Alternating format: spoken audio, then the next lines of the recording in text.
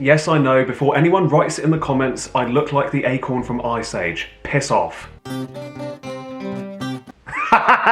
Last Night in Soho, the new film by I meant Edgar Wright. Seldom will Edgar Wright release a film, maybe once every 5 years. So when he does, you can count me in, General. General, count me in. Now let's get into the good.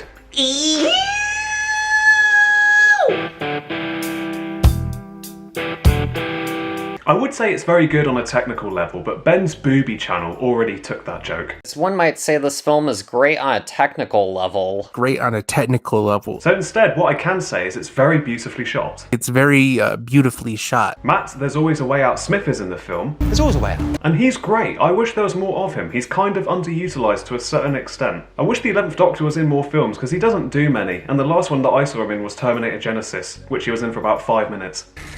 I'm Skynet.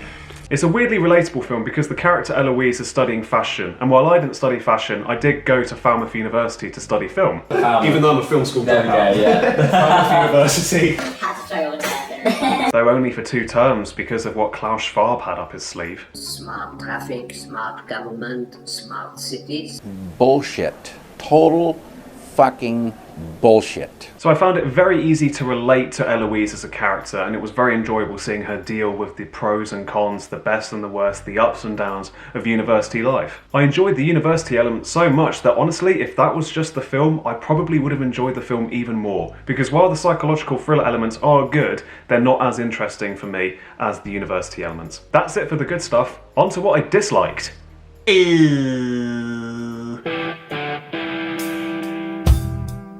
As cool and thrilling as the film may be, it is quite hard to discern what the film actually wants to say, because you don't know if the film is trying to say an awful lot or nothing at all. There's a scene in which Anya Taylor-Joy has to dance in front of a room full of men, and for a second I thought, what is this, a commentary on Masonic rituals? Because you can see the square and compass, the sex act, and the all-seeing eye. So it could be exploring what one has to sacrifice in order to succeed in the entertainment industry, but honestly, we already know, it's obvious. All makes sense. The film is also about as subtle as brick being thrown through glass, and I do think that is to both the film's detriment and its success because it is not subtle in any way, shape or form. For example, its lead protagonist, Eloise, as I've already mentioned, is a character that is very innocently portrayed, so much so in fact that her voice is so high-pitched that I thought it was Ursula from the Doctor Who episode Love and Monsters. Miss Collins? Yes? It's Ellie. We spoke on the phone. Oh, I left my phone. Really? Yeah. It's not in my pocket.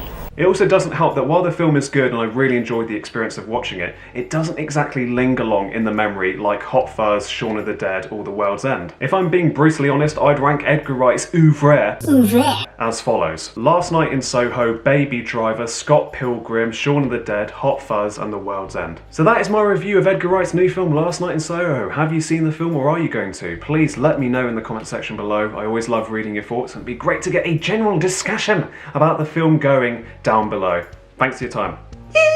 Buzz, you little penis! Time to take a swig of that sexy ass Dr. Pepper. I honestly, what am I, Sean Connery? Survived the shift. Piss off, Carl. As cool and as... There's a scene in which Anya Taylor... Mung!